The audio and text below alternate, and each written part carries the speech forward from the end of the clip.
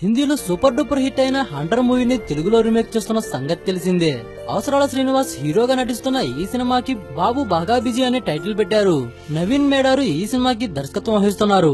మనిషికి ఆకలి నిద్ర ఎంత అవసరమో అలాగే సెక్స్ కూడా అవసరమని, అది ప్రతి మనిషికి ఫిజికల్ తీటా అంటూ తన స్నేహితులతో పోరాడుతూ ఉంటాడు అవసరాల శ్రీనివాస్. ఇలాంటి సినిమా తెలుగులో వస్తుండటంతో చర్చనీయాంశంగా మారింది. ఈ సినిమాలో అవసరాల శ్రీనివాస్ హీరోగా నటిస్తుండగా తేజస్విని, సుప్రియ ఐసోలా, శ్రీముఖి ముఖ్య పాత్ర పోషిస్తున్నారు. అవసరాల శ్రీనివాస్ ఈ నలుగురితో రొమాన్స్ చేయబోతున్నాడు. తేజస్విని ఈ సినిమాలో అవసరాల శ్రీనివాస్ కు లిప్ లాక్ కూడా ఇచ్చిందని టాక్ వినిపిస్తుంది. యుక్త వయసులోకి రాగానే సెక్స్ కోరికలతో రగిలిపోయే ఆ కుర్రాడు సెక్స్ సినిమాలు చూస్తూ పోలీసులకు దొరికిపోతాడు.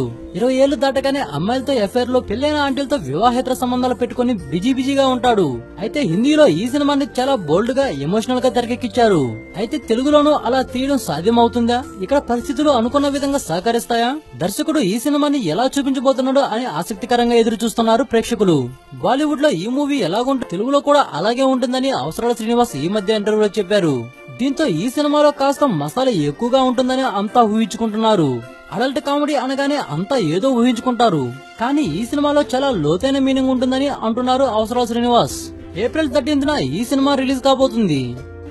ఇలాంటి మరిన్ని అప్డేట్స్ మీరు పొందాలనుకుంటున్నారా? అయితే మా ఛానల్ ని సబ్స్క్రైబ్ చేయండి, మర్చిపోకండి.